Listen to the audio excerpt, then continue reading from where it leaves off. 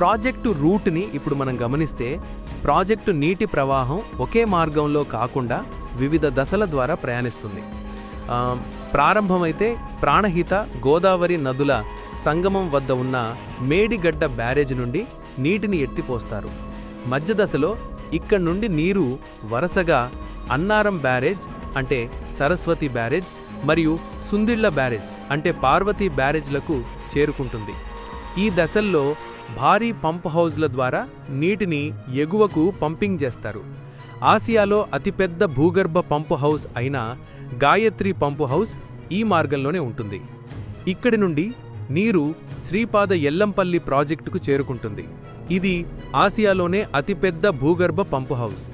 చివరి దశలో నీరు ప్రధాన రిజర్వాయర్లు అయిన మల్లన సాగర్, కొండపోచమ్మ సాగర్, మిడ్మానేరు మరియు అనంతగిరి వంటి వాటికి చేరుకుంటుంది.